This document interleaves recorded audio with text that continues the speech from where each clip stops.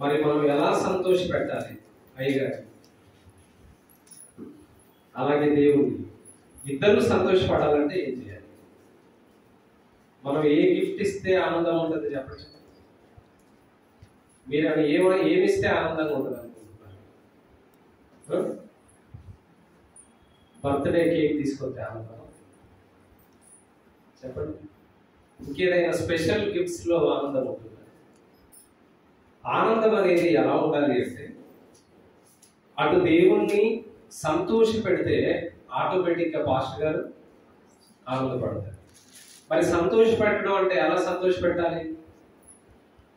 ఎలా సంతోష పెట్టాలి చెప్పండి. ఆనందపరచడం అంటే ఏంటి? సంతోష పెట్టడం, దేవుణ్ణి సంతోషపరచడం ఎలా అనేది కొద్దిసేపు మనం ధ్యానించుకున్నాం. ఎందుకంటే అన్నింటికంటే విలువైనది, గొప్పది ఏది అని నేను భావిస్తానంటే, సంఘము ఏదైతే ఉందో ఆ సంఘము దేవుని వాక్యాన్ని అనుసరించి నడుచుకుంటున్నప్పుడు ఉన్నంత ఆనందం మరి దేనిలో ఉండదు. ఎందుకంటే చాలా సంఘాలు ఈరోజు ఎలాగైపోయాయి అంటే 90% వరకు కూడా విన్నది జీవితంలోనికి రావట్లేదు. అది బాధ. ఇకపోతే భయము అనగా, భక్తి అనగా అర్థం కాలేనటువంటి పరిస్థితుల్లోనికి వెళ్ళిపోయింది సమాజం. నెమ్మదిగా లోకంలో కలిసిపోతున్నారు. ప్రతిరోజు ఆదివారం వాక్యాన్ని వింటున్నప్పుడు ఎంత ఆత్మీయ అభివృద్ధి పొందాలి చెప్పండి కదా. ప్రతిరోజు వింటున్నప్పుడు, ప్రతిరోజు తింటున్నప్పుడు పెరిగామా పెరగలేదా? మనం 3 కిలోలే ఉండేది పుట్టినప్పుడు, అంతేనా? 2.5 3 కిలోల నుండి ఇప్పుడు ఎన్ని కిలోలు అయ్యాం మనం? అంతలో ఉంటున్నారా? ఎన్ని అని చెప్పండి. 60 కిలోలు అయ్యాం. అంటే ఏం తింటే అయ్యాం మనం? రోజు ఆహారం తిన్నారా తినలేదా? తిన్నారు. ఇప్పుడు ఆత్మీయ ఆహారం తీసుకున్న తర్వాత ఎన్ని కిలోలు అవ్వాలి? మన ఆత్మీయ జీవితం పెరిగిపోవాలి కదా, పెరిగిపోవాలి. మరి తగ్గితే ఏమనాలి దాన్ని? బలహీనత. వెంటనే ఎవరికి చూపించాలి? ఆ డాక్టర్ ఎవరు? వాక్యం అనే డాక్టర్ దగ్గరికి రావాలన్నమాట. లోపం ఏముందో చూసుకోవాలి. ఇక్కడ ఆత్మీయ అభివృద్ధి పొందట్లేదంటే అర్థం ఏంటి? లోపాన్ని చూసుకోవాలి.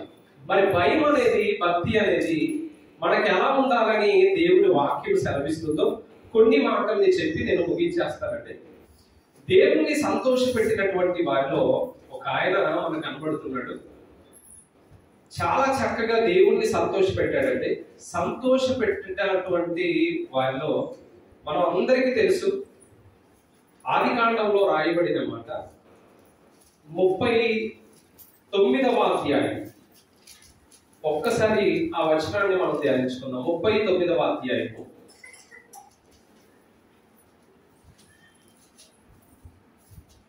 9వ వచనం నుండి మనం చూద్దాం ఒకసారి. నీవు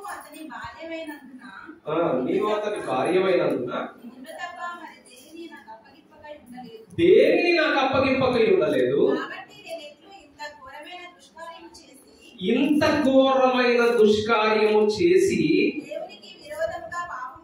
దేవునికి విరోధముగా పాపము కట్టుకొందును అంటున్నాడు ఒక భక్తుడు. ఆయన పేరేంటి? యోసేపు గారు. యోసేపు గారు దేవుడు ఎక్కడ ఉన్నాడని భావిస్తున్నాడండి? ఎక్కడున్నాడు దేవుడు చెప్పండి. దేవుడు ఎక్కడ ఉంటాడు? మందిరంలో ఉంటాడు కదా. ఇక్కడికి వస్తే దేవుడు ఉంటాడు, బయటికి వెళ్తే దేవుడు లేడుగా. దేవుడు ఎక్కడెక్కడ ఉంటాడు చెప్పండి. ప్రతి చోట ఉన్నాడు అనే వాళ్ళు చేయొద్దండి. ఒక దగ్గరే ఉన్నాడు అనే వాళ్ళు చేయొద్దండి. ప్రతి చోట ఉన్నాడు కదా, ప్రతి చోట ఉన్నాడు. మరి ప్రతి చోట ఉన్నప్పుడు మనం దేవుడికి భయపడుతున్నట్టు ఎలా తెలుస్తుంది?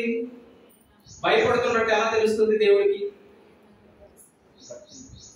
ఎలా తెలుస్తుంది చెప్పండి. ఇప్పుడు యోసేపు గారు ఉన్నారు. యోసేపు గారు ఎవరిని దృష్టిలో పెట్టుకున్నాడు? అక్కడ మనుషులు లేరట, ఎవరు లేరట, ఇంట్లో పని వాళ్ళు కూడా లేరట రాయబడింది. కిందికి చూడండి ఒకసారి 11వ వచనంలో. అట్లుండగా ఒకనాడు అతడు తన పని మీద ఇంటి లోపలికి వెళ్ళినప్పుడు ఇంటి మనుషులలో ఎవరు అక్కడ లేరు. ఇంటి మనుషులలో ఎవరు లేరు. యజమానుడు అంతకంటే లేరు. యజమానుడు లేడు, ఇంటి మనుషులు లేరు. అప్పుడు ఎవరున్నారు? మరి ఎవరు లేరు. ఎవరు లేనప్పుడు ఎవరుంటారు? ఎవరుంటారు చెప్పండి? ఎవరు లేరుగా తప్పు చేయొచ్చు కదా. మరి చాలా మంది ఏం చేస్తున్నారు ఈరోజు? ట్రాఫిక్ దగ్గరేమో ట్రాఫిక్ పోలీసు ఉన్నాడా లేడా అని చూస్తారు. తప్పు చేసేటప్పుడు సీసీ కెమెరాలు ఉన్నాయా లేవా అని చూస్తున్నారు. ఏటీఎం బద్దలు కొట్టేటప్పుడు అంటే దొంగతనం చేసేటప్పుడు సీసీ కెమెరాని ఫస్ట్ పగలు కొడుతున్నారు. ఎందుకంటే దొరికిపోతారు కనుక కదా. మరి ఇలా చేస్తున్నప్పుడు ఇక్కడ ఎవరున్నారు? మరి ఎవరున్నారని తప్పు చేయలేదు యోసేపు గారు. దేవుడు ఉన్నాడని తప్పు చేయలేదు. మనకేమర్థం అవుతుందంటే ఆదివారం ఆరాధనలో 2.5 గంటలు 3 గంటలు చక్కగా ఉంటున్నారు చాలా మంది.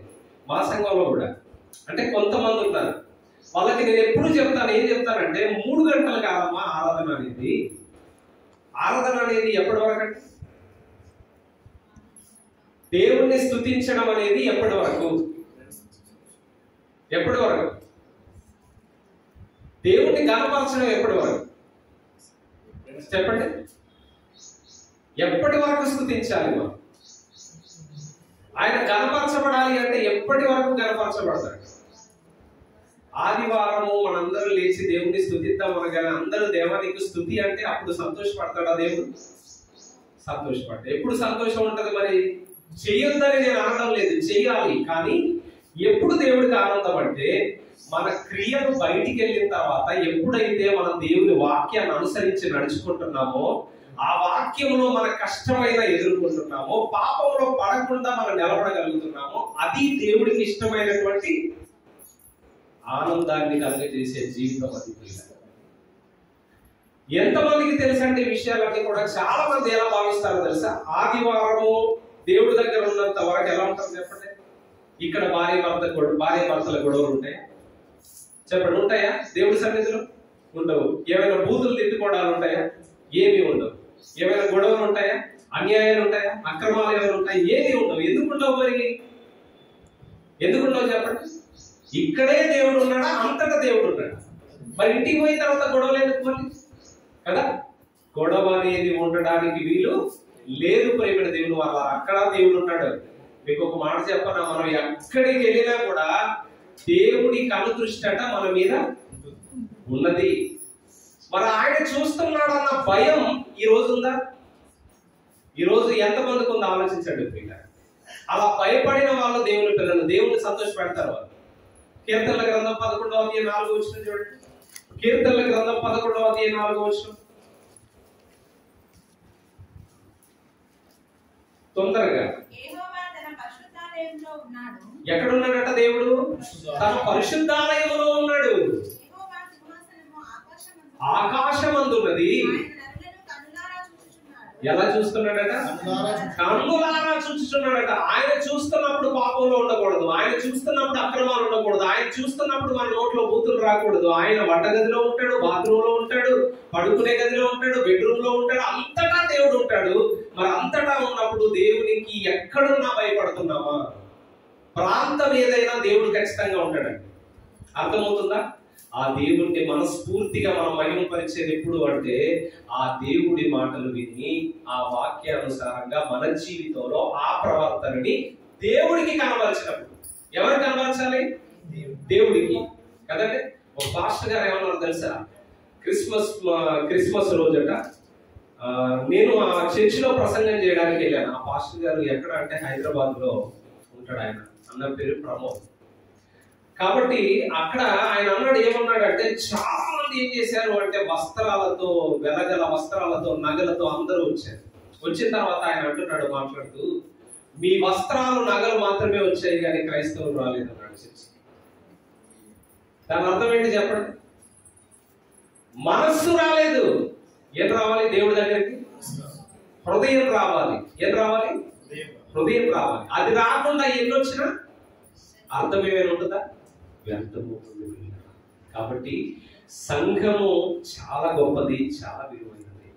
ఈ సంఘం ఎలా ఉండాలి అంటే అటు దేవుణ్ణి సంతోష పెట్టే సంఘముగా ఉండాలి. ఎలా ఉండాలి?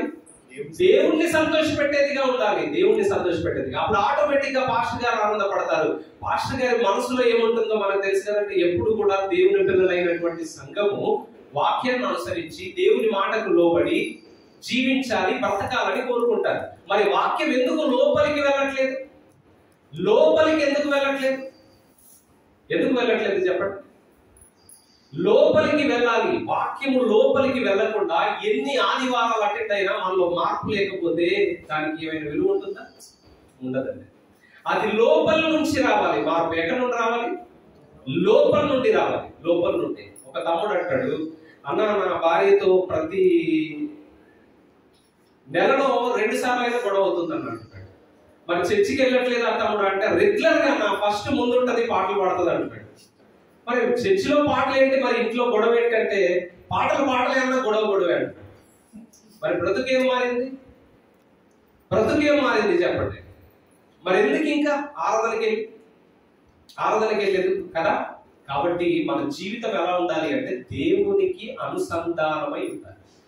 ఎప్పుడు కూడా ఎవరి స్త్రీలే కానీ పురుషులే కానీ ఎవరైనా మనం మాట్లాడుతున్న మాట ద్వారా దేవుడు బాధపడతాడా? మన ప్రవర్తన ద్వారా దేవుడు బాధపడతాడా? మన క్రియల ద్వారా దేవుడికి ఏమైనా బాధ కలుగుతుందా? మనం అనకూడని మాటలు ఏమైనా అంటున్నామా? ప్రతిదీ ఆలోచించుకోకూడదా? ఎప్పుడు ఆలోచన వస్తుంది? దేవుడు పరలోకమునందుంటే నన్ను చూస్తున్నాడు అనే భావన మనలో ఉంటే వస్తుంది. కానీ ఆకాశం అడ్డుగా ఉంది, గోడలు అడ్డుగా ఉంటున్నాయి, చీకటి అయిపోయింది అని మనం అనుకుంటాం. కానీ ఇవన్నీ ఏది కూడా దేవుని కనుదృష్టి నుండి ఆపలేదు సరికదా. ఆయన కనబడకుండా మనం దాగగలిగే పరిస్థితి ఎక్కడ ఈ ప్రపంచంలో లేదు. ఇది బాగా గుర్తుపెట్టుకోవాలి మనం. అందుకే ఇర్మియా గ్రంథము 23వ అధ్యాయము 24వ వచనంలో ఏమంటున్నాడు చూడండి. ఇర్మియా గ్రంథం 23వ అధ్యాయము 24వ వచనం.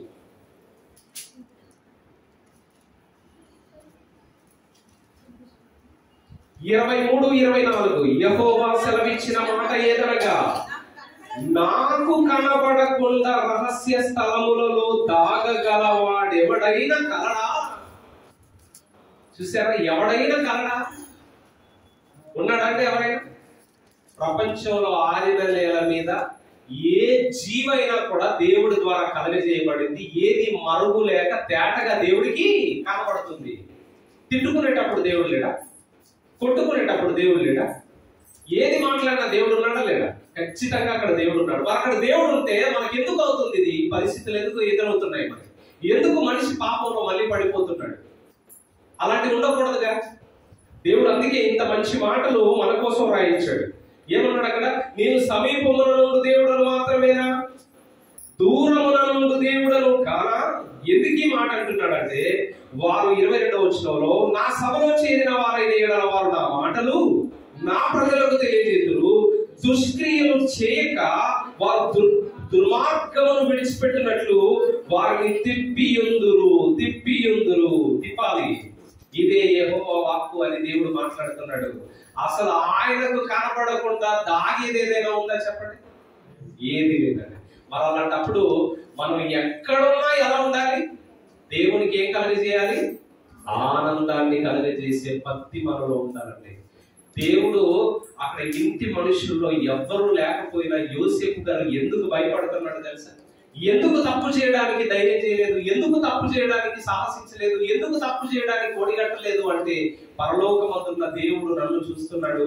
ఆ దేవుడి దృష్టికి నేను ఇంత ఘోరమైన దుష్కార్యము నేను చేయను. అదే అంటే డిసైడ్ అంటే, అది కమిట్మెంట్ అంటే, అది మంచి నిర్ణయం అంటే, అది బ్రతుకంటే, అది దేవుణ్ణి సంతోష పెట్టడం అంటే. అప్పుడు అన్నయ్యలు వదిలిపెట్టారు, తల్లిదండ్రులు దూరం అయ్యారు, దేశం కాని దేశం వచ్చాడు, చెరసాల్లో బందీ అయిపోయాడు. పోతిఫర్ ఏం చేశాడు? వచ్చిన తర్వాత అబద్ధాలు చెప్పింది. ఇదిగో హెబ్రీయుడు నువ్వు తీసుకొచ్చావు కదా, ఆ దాసుడు ఏం చేశాడో తెలుసా? నన్ను అవమానపరిచాడు అని చెప్పి ఆ భార్య మాట విన్న తర్వాత తీసుకెళ్లిపోయి యోసేపు గారిని చెరసాలలో వేస్తాడు. చెరసాలలో వేసిన తర్వాత అక్కడ రాయబడిన మాట ఏంటో తెలుసా? దేవుడు యోసేపుకు తోడై ఉండేది కనుక రాయబడింది. ఎందుకు తోడుగా ఉన్నాడు దేవుడు చెప్పండి? ఎందుకు తోడుగా ఉన్నాడు? అన్నయ్యలు లేరు తోడుగా, తల్లిదండ్రులు లేరు, దూరంగా ఉన్నారు, దేశం కాని దేశం అందరూ వదిలిపెట్టారు. పోతీఫర్ ఇంట్లో చేరితే వాళ్ళు కూడా ఇప్పుడు ఎలా ఉన్నారు? అసహించుకునేలాగా మారిపోయి, ఏ తప్పు చేయకుండా కూడా. కానీ ఎవరున్నాడంట తోడుగా? దేవుడే తోడుగా ఉంటే ఇక భయం ఏంటి చెప్పండి? ఒకవేళ నేను అనుకుంటాను, చెరసాలలో బాధతో లేడండి యోసేపు గారు. ఎలా ఉన్నాడు? సంతోషంగానే ఉన్నాడు. అతనికి ఇనుము అతన్ని బాధించింది, ఆ సంఖ్యలో బాధించాయి కానీ తన మనసులో ఏముందో తెలుసా? ఆనందం ఉంది. ఎందుకు ఆనందం ఉంది? ఎందుకు ఆనందం ఉంది అంటే దేవుడు నాకు తోడుగా ఉన్నాడు. ఇంకొక ఆనందం ఏంటంటే నేను తప్పు చేయలేదనే ధైర్యం. అది చాలదండి జీవితానికి. చాలా ప్రేమల దేవుని వాళ్ళారా, నిజంగా ఎంత గొప్ప జీవితం అంటే చాలా గొప్ప లైఫ్ అంటది. అవకాశం కోసం ఎదురు చూసే వాళ్ళు ఉంటారు, కానీ అవకాశం వచ్చినా తప్పు చేయకుండా యథార్థంగా నీతిపరుడుగా నిలబడినటువంటి యోసేపు గారు మనకి ఎంత పాఠాన్ని నేర్పిస్తున్నాడు ఆలోచించండి ప్రియులారా. ఈ రోజు మనం కూడా మన భక్తి జీవితంలో, మన యథార్థ జీవితంలో వాక్యాన్ని లోతుగా మన హృదయంలోనికి తీసుకొని రాకపోతే మనం కూడా ఎలా ఉంటామంటే, శాస్త్రుల పరిచయం ఒకనాడు ఉండేవన్నట. వాళ్ళు ఎలా శుభ్రం చేశారో తెలుసా? పాత్రలు ఎలా? బయట పాత్రను ఎవరైనా లోపల కడుగుతారా బయట కడుగుతారా? తినే ప్లేట్ ఎక్కడ కడుగుతారు? వాళ్ళు బయట కడిగేవాళ్ళు. అర్థం ఏంటో తెలుసా? మరి బ్రతుకులు జీవితాలు బాగోలేవు, కానీ మరి వేషధారణ ఎలా ఉండేది? పర్ఫెక్ట్ గా ఉండేది తెలుసా? అంటే బయటికి భక్తి పరులాగా కనబడేవారు, కానీ లోపల ఎలా ఉందన్నాడు? హృదయం అక్కడికే వస్తాడండి దేవుడు. అక్కడే ఉండాలనుకుంటాడు ఆయన. ఎందుకు అక్కడే ఉండాలనుకుంటా? అదే ప్రారంభం కనుక అన్నిటికీ కేంద్ర స్థానం ఏంటంటే హృదయమే. అక్కడ అది సరిగ్గా ఉందనుకోండి, దేవుడికి మనం దగ్గరగా ఉంటాం. అది బాలేదనుకోండి, దేవుడు మన నుండి దూరం అయిపోతాడు. ప్రేమ దేవుడు వల్ల దూరం అయిపోతాడు. అందుకే వారిని చాలా మాట్లాడినాడండి, చాలా మాట్లాడినాడు. ఏం మాట్లాడినాడంటే, ఇంకా మీరు ఏం చేస్తున్నారో తెలుసా? సమాధిని ఏం చేస్తున్నారంట వాళ్ళు? పాలరాయి వేసి సున్నం కొట్టి ఇంకా రకరకాల ఎంత అందంగా తయారు చేస్తున్నారంటే, యేసు ప్రభు ఏమంటాడంటే లోపల ఎలా ఉంది తెలుసా? సమస్తమైన కల్మషము కుళ్ళు ఉంటుంది లోపల. ఒక్కసారి సమాధి ఓపెన్ చేస్తే ఎలా ఉంటుందండి? ఎలా ఉంటుంది చెప్పండి? సమాధి ఓపెన్ చేస్తే ఎలా ఉంటుందంటే మంచి వాసన వస్తుందా? అక్కడ ఉండగలమా మనం? ఉండలేమండి. అది ఎంత అలాగుందో ఈరోజు చాలా వరకు కూడా బయటికి భక్తి పరులు లాంటి వేషం అనేది ఎన్నాళ్ళకి కూడా ఒక రోజు బయటకు రావాల్సిందే. కాబట్టి యథార్థంగా పవిత్రంగా మన హృదయంలో దేవుణ్ణి నింపుకోవాలి. అది కావాలి. మన హృదయంలో దేవుడు ఉండేలాగా మన ప్రవర్తన ఉండాలి. అది దేవుడు కోరుకునేది. అదే కావాలని దేవుడు ఆశపడుతున్నాడు. అందుకే ఇదిగో సున్నము కొట్టిన సమాధుల వలె మీరు ఉండొద్దు అని చెప్పాడు వాక్యం. ఎలా ఉంటదట? సమాధుల వలె ఉండొద్దు అని చెప్పాడు. అందుకే సువార్తను ప్రకటించినప్పుడు ఎక్కువగా అన్యులకు ప్రకటిస్తాం మనం. ఎందుకంటే క్రైస్తవులుగా మారిపోయారు కదా, ఇంకా వీళ్ళకి లేదనుకుంటాం మనం. మరి మారినప్పుడు తప్పు జరగకూడదుగా, మారినప్పుడు పాపాలు జరగకూడదుగా, మారినప్పుడు అబద్ధాలు చెప్పొచ్చా? చెప్పండి, అబద్ధాలు చెప్పొచ్చు. రోజుకి అబద్ధం ఆడకపోతే మనకు రోజు గడుస్తుందా? గడవదు. ఎంత నిజంగా నిజాయితీగా ఒప్పుకుంటున్నారు మీరు గొప్పవాళ్ళు. కాబట్టి ఆలోచించండి ఒకసారి. అంటే ఇవన్నీ ఉంటున్నాయంటే దాని అర్థం ఏంటి? మన భక్తిలో ఎక్కడున్నాం ఆలోచించుకోండి ప్రియులారా. మరి దేవుణ్ణి సంతోష పెట్టే భక్తి చేయడానికి ఇష్టపడతామా? సిద్ధపడతామా? అలా దేవుణ్ణి సంతోష పెట్టాలి. అది కావలసింది. పాస్టర్ గారు కోరుకునేది అదే. ఎవరైనా ఏ సంఘ కాపరైనా కోరుకునేది ఏంటంటే, సంఘము దేవునికి ఏం చేయాలంట? లోబడాలి. ఎలా ఉండాలి? లోబడి ఉండాలి. వాక్యానికి ఏం చేయాలి? మనం లోబడాలండి. వాక్యానికి లోబడితే మన జీవితం బాగుంటుంది. వాక్యానికి లోబడకపోతే మన జీవితం సరిగ్గా ఉండదు. ఉంటుందా? ఉండదండి. ఆ భక్తి కేవలం పైకి మాత్రమే కనబడే వేషధారణగా మారిపోతుంది. కాబట్టి అలా ఉండకూడదు. యోసేపు గారు చూపించినటువంటి భక్తి గొప్పదిగా మనకు కనబడుతుంది. గొప్పదిగా కనబడుతుంది. మరి మన దేవుడికి కూడా భయం అంటే ఎలా చూపించాలి? మనం చెప్పండి, భయం అంటే ఎలా చూపించాలి? ముగించేస్తాను 10 నిమిషాలు. టైం అంటే టైం మనకి. చెప్పండి, ఎలా చూపించాలి దేవుడికి? పాము ఇంట్లోకి వస్తే ఎలా భయపడతాం మనం? ఆ భయం ఎవరిలోనైనా కనపడుతుంది. అప్పుడు భయం బాగా కనబడుతుంది. అంటే పాము అంటే ఎంత భయం అర్థమైపోతుంది చూసేవాళ్ళకి కదా. కప్పు వచ్చినా కూడా మీరికి కొంతమంది భయపడేవాళ్ళు ఉంటారా? చెప్పండి, కప్పకు భయపడతాం. మరి దేవుడికి ఎలా భయపడాలి? దేవుడికి ఎలా భయపడాలి? అందరు ఉన్నప్పుడా, ఎవరు లేనప్పుడా? ఎప్పుడు భయపడతాం మనం? మనమైతే కామన్గా ఎప్పుడు భయపడతాం? అందరు ఉన్నప్పుడు దేవుడికి భయపడడం గొప్ప సంగతి కాదు. కానీ ఎవరు లేకపోయినా ఒంటరిగా ఉన్నప్పుడు భయపడతారో చూసారా, వాళ్ళు గొప్పవారు. ఇది గుర్తుపెట్టుకోండి మీరు బాగా కదా. ఇది బాగా గుర్తుపెట్టుకోండి. ఎందుకంటే ఎవరు లేనప్పుడు ఏం చేస్తుందంటే అపవాది కొంచెం ప్రేరేపిస్తుంది కదా. అపవాది ఏం చేస్తుంది? ప్రేరేపిస్తుంది. ఒక తమ్ముడు ఫోన్ చేస్తూ అంటాడు, అన్న కొన్ని భయంకర పరిస్థితుల్లో నేను ఉన్నాను, ప్రార్థన చేయండి అన్న, నా పరిస్థితులు బాగాలేమంటున్నాను. ఎందుకు, ఏమైంది తమ్ముడు అంటే కొన్ని నేను మానుకోలేకపోతున్నాను అన్న అంటున్నాడు. అంటే అర్థమైపోయింది. ఏంటి తమ్ముడు అవి అంటే, నన్ను సెల్ ఫోన్ బంధిస్తుందన్న అన్నాడు. సెల్ ఫోన్ ఏం చేస్తుందట? బంధిస్తుందన్న నన్ను. అంటే ఎప్పుడెప్పుడు అంటే ఎవరు లేనప్పుడు బంధిస్తుందన్నాడు. అంటే దాని వలన దానికి అడిక్ట్ అయిపోయి తమ్ముడు ఎంత ప్రమాదంలో ఉన్నాడో అర్థమైంది. అక్కడ ఎవరిని గుర్తు తెచ్చుకోవాలి మనం? అక్కడ ఎవరున్నారని భావించాలి మనం? దేవుడు పరలోకము నుండి మనల్ని చూస్తున్నాడు. ఆ చూస్తున్న దేవుడికి నా ప్రవర్తన సరిగ్గా ఉండాలి, నా జీవితం సరిగ్గా ఉండాలి. అప్పుడు దేవుడు మనల్ని చూసి ఏం చేస్తాడు? అసహించుకోడా? ఖచ్చితంగా అసహించుకుంటాడు. ఇలాంటి వాళ్ళందరినీ కూడా దేవుడు ఏమన్నాడు అంటే, ఇదిగో క్రీస్తు రాకడలో ఉన్నట్ట వీళ్ళందరినీ కూడా ఏమంటాడు తెలుసా? అక్రమము చేయి వాళ్ళ యుద్ధ నుండి పోండి అంటాడు. ఎందుకంటే మరి ఇన్ని సంవత్సరానికి ఎన్ని ఆదివారాలు అంటే చెప్పండి? సంవత్సరానికి ఎన్ని ఆదివారాలు? 52 ఆదివారాలు. 52 అంటే ఓ 10 ఏళ్ళకి ఎన్ని ఆదివారాలు అవుతాయి? 5 ఏళ్ళకి ఎన్ని అవుతాయి చెప్పండి? ఒక 5 సంవత్సరాలకి 5 50 ఎంత అంటే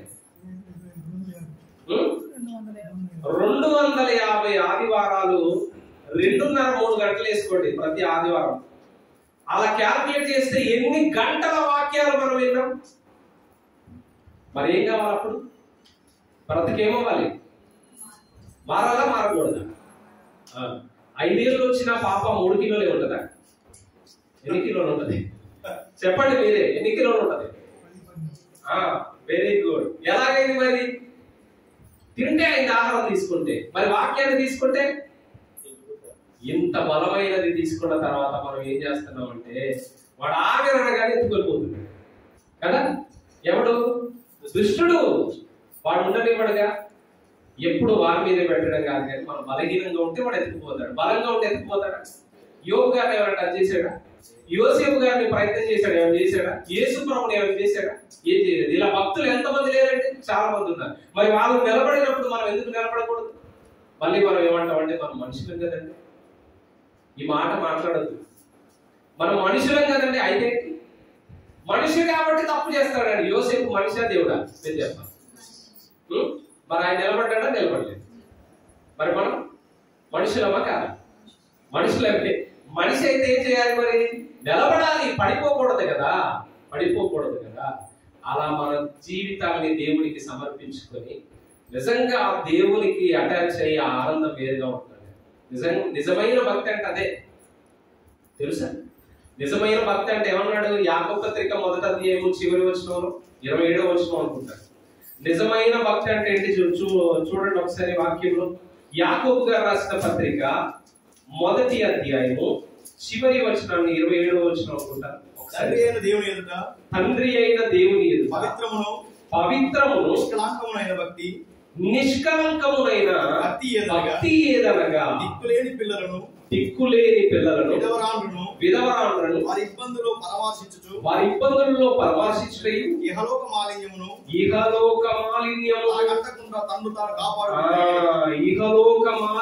తన కంటకుండా తన్ను తాను కాపాడుకొనుటయునే. ఎలా కాపాడుకోవాలి? మన కంటకుండా. ఇహలోక మాలిన్యం అంటే ఈ లోకంలో ఏమి ఉన్నాయి? బయటికి వెళ్తే రంగుల ప్రపంచమే కదా. కళ్ళతో చూసేవన్నీ ఏమనిపిస్తా ఉంటది? మనసుకి నచ్చుతా ఉన్నప్పుడు కావాలి అని ప్రేరేపిస్తూ మనల్ని ఆశల్లో ముంచెత్తి చివరికి అధోగతి పాలు చేస్తాయి. కాబట్టి ఇలాంటి రంగుల వలయంలో మనకు ఎక్కడ కూడా మనం అపవాదికి చోటు ఇవ్వకుండా బ్రతకాలి. అదే గొప్ప జీవితం, అది ఉన్నతమైన జీవితం. అందుకే ఇక్కడ ఏమన్నాడు తెలుసా? ఇహలోక మాలిన్యం అంటకూడదంట. చేప ఎక్కడ ఉంటుందో తెలుసా? ఉప్పు నీటిలో ఉంటుంది. కానీ చేపకి ఏముండదు? ఉప్పు ఉండదు. అంటే ఈ ఉప్పు చేప అంటించుకోలేదు. మనం పాపలోకంలోనే ఉండాలి. లోతు ఎక్కడ ఉన్నాడు చెప్పండి. ఆ పాపం అక్కడ ఎలా ఉంది? ఆ పట్టణం ఎలా ఉంది? బహు పాపులు అని రాయబడిందండి కదా. ఘోరమైనటువంటి పాపం అక్కడ. మరి అంత పాపం చేస్తున్నటువంటి వారిలో ఆయన ఎలా ఉన్నాడు? నీతిమంతుడుగా ఉన్నాడు. మనం కూడా పాపలోకంలోనే ఉండాలి. అర్థమవుతుందా? కానీ పాపం చేయకూడదు. పాపలోకంలోనే ఉండాలి, కానీ పాపము చేయకూడదు. జైల్లో వేసి వాడు ఏ పాపం చేయలేదంటే మంచోడు అంటే మీరు నమ్ముతారు? జైల్లో వేసిన తర్వాత ఎవరికి అవకాశం ఉండదు. కానీ బయటకు వదిలిన తర్వాత చూడండి, ఒక సంవత్సరం పాటు ఏ దేవుడికి అప్పుడు గొప్పడు కదా. అందుకే దేవుడు వాక్యం ఏం చెప్తుంది అంటే, ఇహలోక మాలిన్యము మనకు కట్టకుండా జాగ్రత్త పడుతూ దేవుణ్ణి ప్రేమిస్తూ దేవుని సన్నిధిని గౌరవిస్తూ దేవుని మాటలు మన హృదయపు లోతుల్లో ఉండాలి. ప్రేమ దేవుని వల్ల హృదయం నింపుకోవాలి, ఆ మాటలతో నింపుకొని అప్పుడు ఏం చేయాలి అంటే, అప్పుడు ఏమవుతుందో తెలుసండి, అప్పుడు మన బ్రతుకే ఏమవుతుంది చెప్పండి, మన బ్రతుకే సువార్తగా మారుతుంది. అర్థమవుతుందా? నోటితో చెప్తే తక్కువ మంది మారుతారు, బ్రతుకుతో చెప్తే మారడం ఎవరైనా ఉంటారు చెప్పండి? మారని వాళ్ళు ఎవరైనా ఉంటారు? చాలా సిన్సియర్ బ్రతుకు, చాలా మంచి ప్రవర్తన అండి ఈ చెల్లిది. చాలా చక్కగా పాటలు పాడుతుంది, వాక్యాన్ని చదువుతుంది, ప్రార్థన చేస్తుంది. తన ప్రవర్తన నేను గమనిస్తున్నాను, చాలా బాగుందండి అని అన్నప్పుడు ఆవిడని చూసి ఇంకా కొంతమంది ఎలా ఉంటారు చెప్పండి? మారతారా? మారరా? ఖచ్చితంగా మారతారండి. కానీ అదే గొడవలతో, ఇరుకులతో, ఇబ్బందులతో ఉంటే ఇప్పుడు ఆమె జీవితం ఎలా ఉంటుంది? అప్పు మారకపోతే బెస్ట్. ఆమె అలాగే ఉందంటే మారితే నేను కూడా అలాగే మారిపోతాను. దీనివల్ల ఏమవుతుందో తెలుసా? మిమ్మును బట్టి ఏ కదా దేవుని నామము దూషింపబడుతున్నది, అవమానపరచబడుతున్నది అని దేవుని వాక్యం చెప్తుంది. కాబట్టి మన జీవితం ఎలా ఉండాలి? ఇంకొకరిని ఆకర్షించేటట్టు ఉండాలి. ఎలా ఉండాలి? ఇంకొకరు ఆకర్షించేలాగా ఉండాలి. మల్లె పువ్వు ఎలా ఉంటుంది చెప్పండి? మల్లె చెట్టు దగ్గరికి వెళ్ళినప్పుడు ఎలా ఉంటుంది మీకు? మోరి సైడ్ కాలువ దగ్గరికి వెళ్ళినప్పుడు ఎలా ఉంటుంది చెప్పండి? రెండింటికి తేడా మీకు అర్థమైందా? మీకు అర్థమైతే మల్లె చెట్టు దగ్గర కొద్దిసేపు ఉంటే బాగుండాలనిపిస్తుంది. ఎందుకు? ఆ సువాసన బాగుంటుంది కనుక కదా.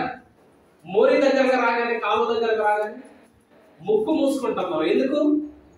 ఆ దరిద్రపు వాసన మనం భరించలేం కదా.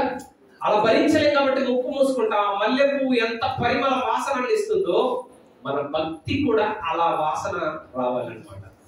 అలా భక్తి, మన భయము భక్తి కూడా ఎలా ఉండాలి? అలా ఉండాలి. అలా ఉన్నప్పుడు అప్పుడు గొప్పగా మన దేవుల్లో ఎదగడానికి అవకాశం ఉంటుంది. చాలా మంది, నేను ఇంతకు ముందు కూడా ఒకసారి మీకు చెప్పాను అనుకుంటున్నాను, శౌచాలయం అని ఒకటి ఉంటుందండి, మీకు తెలుసా? రోడ్ల మీద పబ్లిక్ టాయిలెట్స్ అంటారు. ఇప్పుడు అర్థం కదా. పబ్లిక్ టాయిలెట్ లో ఒక అతను కూర్చొని ఉంటాడు. మీరు చూసారు ఎప్పుడైనా? చూసారు కదండి. మనకేమో అందులోకి వెళ్తే భరించలేము. మనం బలవంతంగా అక్కడ 5-10 నిమిషాలు బలవంతంగా బయటకు వెళ్ళి వచ్చేస్తాం మనం, అవును కదా. మరి అక్కడ ఉన్న ఆయనకి కర్చీఫ్ లేదు, మాస్క్ లేదు, ఏది లేదు. ఎందుకు లేదు? ఇలా అలవాటు, పాపానికి అలవాటు పడ్డ జీవితాలు ఎన్నున్నాయో తెలుసా? చాలా ఉన్నాయి. ఎప్పుడైనా మన నోట పూతు మాట వస్తే ఏడ్చిన రోజు ఎవరికైనా ఉందా ఎవరి జీవితంలోనే? ఈ రోజు నేను తప్పు మాట్లాడాను దేవా, నీ కన్నీళ్ళు వచ్చాయా చెప్పండి? రాలేదు. పశ్చాత్తాపం అనేది అక్కడే ఉంది. అలవాటు అయింది అనుకోండి, ఆ శౌచాలయంలో, ఆ పబ్లిక్ టాయిలెట్ లో ఉన్నవాడిలాగా అయిపోతుంది పరిస్థితి. వాడికి ఏ వాసన తెలియదు, అయిపోయింది. ముక్కుకు గుడ్డ లేదు, మాస్క్ లేదు, ఏది ఉండదు. అలాగే కొంతమంది జీవితాలు ఎలా ఉంటాయంటే అలవాటు అయిపోతా ఉంటది. పాపం అలవాటు అయిపోతుంది. చిన్నది పెద్దది ఉంటదండి. పాపం ఎక్కడైనా బైబుల్లో ఆదికాండం నుండి ప్రకటన గ్రంథం వరకు నాకు ఇంతవరకు కనపడలేదండి. నేను చాలాసార్లు బైబుల్ కంప్లీట్ చేశాను, చాలాసార్లు చదివాను, కనపడలేదు. మరి మీకేమైనా కనపడితే చెప్పండి. చిన్న పాపము అని ఎక్కడైనా ఉందా? పెద్ద పాపము అని ఎక్కడైనా ఉందా? లేదు. పాపాన్ని ఏమంటారు? ఇప్పుడు దొంగతనం చేశాడు అనుకోండి, చిన్న దొంగ అండి వీడు అని ఎవరైనా అంటారా? దొంగ అంటాడు తప్ప చిన్న పెద్ద తేడా లేదు ఇక, అవును కదా. అలాగే మన జీవితాలు కూడా ఎలా ఉండదు అంటే అలా ఉండకూడదు. ఎలా ఉండకూడదు అంటే అది అలవాటు అయిపోతూ ఉండకూడదు. పాపం అప్పుడు ఏం చేయాలి అంటే మనకు పశ్చాత్తాపంతో కన్నీళ్లు రావాలండి. అవి ఎవరికి వచ్చాయి తెలుసా? ఒక పాపాత్మురాలైన స్త్రీ ఉందండి. లూకా సువార్త 8వ అధ్యాయం మనందరికి తెలుసు కదా. ముగించుకుందాం. మనం ముగిస్తానని ముగించట్లేదని అనుకోకండి, ముగించేస్తాం. పాపాత్మురాలైన స్త్రీ ఉంది. ఆ స్త్రీ ఆ ఊరిలో ఆమె ఒక్కటే పాపాత్మురాలా? ఇంకెంతమంది ఉంటారు చెప్పండి. ఎంతమంది ఉంటారండి? పాపులు ఎంతమంది ఉంటారు చెప్పండి? ఊర్లో ఎంతమంది ఉంటారు? అర్థమవుతుందని చెప్పేది? సమాధానం చెప్పండి అమ్మా. ఎంతమంది ఉంటారో చెప్పండి. లెక్క చెప్పకండి నాకు.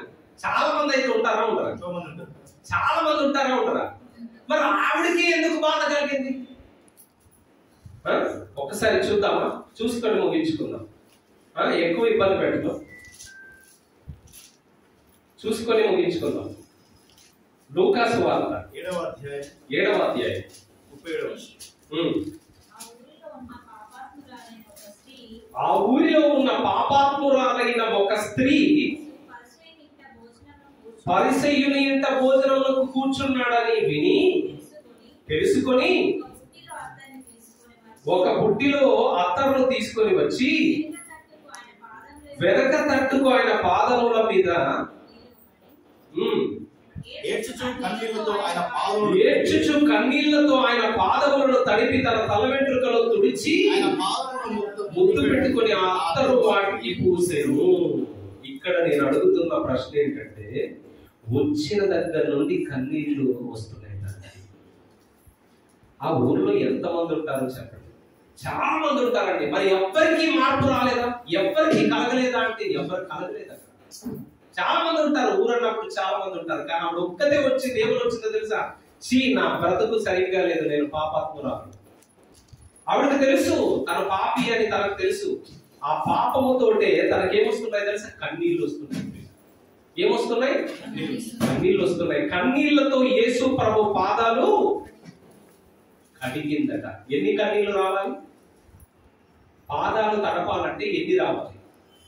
మనకైతే ఎప్పుడైనా ఒకటి అట్లా నిమ్మగింజంత చుక్కు వస్తుంది ఒకటి కదా. ఒకటి ఇలా, ఒకటి ఇటు, ఒకటి ఇటు కాదు, అంతే. రెండే. ఆవిడకి ఎన్ని వచ్చాయట? ఎన్ని వచ్చాయని చెప్పండి.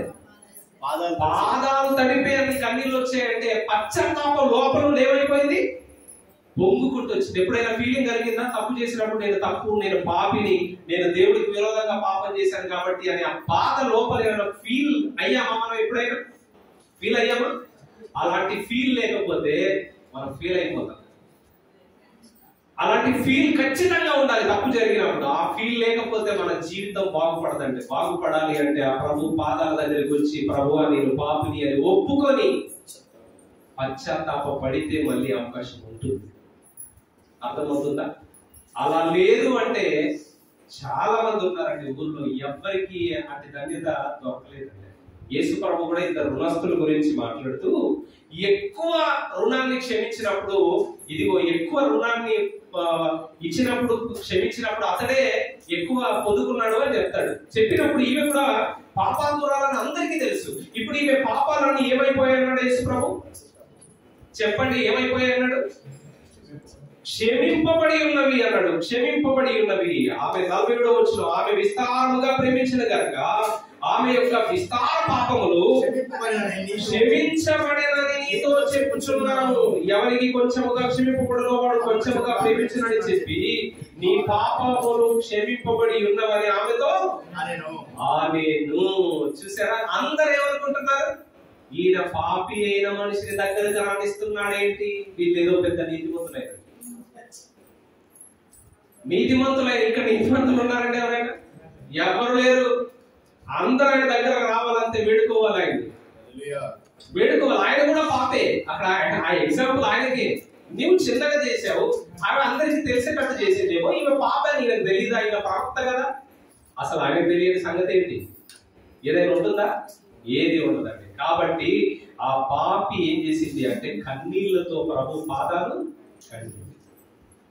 అలా కన్నీళ్లతో తన పశ్చాత్తాపాన్ని వెలుగుచ్చింది కనుక తన విస్తార పాపాలు ఏమైపోయాయి? క్షమింపబడ్డాయి. ఈ రోజు మనం కూడా తప్పు చేసినప్పుడు బాధపడే గుణం కనుక మనకు ఉంటే మనం ఇంకొకసారి తప్పు చేయమంటే. కానీ అది అలవాటుగా మారిపోతే, నేను ఇందాక చెప్పాను, ఆ పబ్లిక్ టాయిలెట్ లో ఉన్నప్పటి పరిస్థితి మనకు రావద్దు. అలాంటి పరిస్థితి రావద్దు. ఇది అలవాటు అయిపోయిందని అనొద్దు. ఎప్పుడు కూడా ఆ మాట అనడానికి వీలేదు. కాబట్టి అలా దేవుణ్ణి సంతోష పెట్టాలి అంటే ఎక్కడైనా కూడా దేవుడు చూస్తున్నాడనే భయం మనలో అనువున నిండిపోవాలి. అప్పుడు దేవుణ్ణి సంతోష పెడతాం. అలా సంతోష పెట్టి ఇక్కడి నుండి నేను అంటాను, ఈరోజు రాజేష్ కన్న గారికి మన అందరం, అంటే తనతో పాటుగా కూడా అందరం దేవుడికి ఒక ప్రమాణం చేయాలి. సంతోష పెట్టాలి దేవుణ్ణి అంటే దేవుని వాక్యాన్ని అనుసరించి మేము నడుచుకుంటామని తీర్మానం కనుక మనం చేసుకుంటే అప్పుడు నేను అన్నయ్య సంతోషంగా ఉంటుందని నేను అనుకుంటున్నాను. అవునా? అంతేనా? అది గొప్పదిగా. అన్ని బహుమానాల కంటే గొప్పది ఏంటండి? మన జీవితాన్ని వాక్యంలో నడిపించుకోవడం. అలాగని గిఫ్ట్లు ఇవ్వద్దని నేను అనడం లేదు. ఇవ్వండి, ఇచ్చేవాళ్ళు ఇవ్వండి. కానీ అన్నిటికంటే గొప్పది ఏది అంటే ఇది గొప్ప. కాబట్టి అలా నడుచుకుంటే దేవుడు ఆనందపడతాడు. అప్పుడు సంతోషంగా ఉంటుంది. అంటే దీని భావం ఏంటంటే మన హృదయం నిండా భయం భక్తి కలిగి బ్రతికితే దేవుడు సంతోషపడతాడు. అప్పుడు సంఘంలో మన మంచి స్థానంలో మనం ఉంటాం. క్రీస్తు రాకడలో మనందరినీ ఏమంటాడు ప్రభు? తండ్రి చేత ఆశీర్వదింపబడిన వారులారా ఏమంటాడు? ఆ పరలోక రాజ్యాన్ని స్వాతంత్రించుకోండి అని చెప్పాలి కదా. ఆ గుంపులో మీరు అందరూ ఉండాలని మనస్ఫూర్తిగా కోరుకుంటూ దేవుడి మాటలు మనందరి వెంకిట్లో ఫలింపజేయుగాక. ఆమేన్. ప్రార్థన చేసుకుంటాం.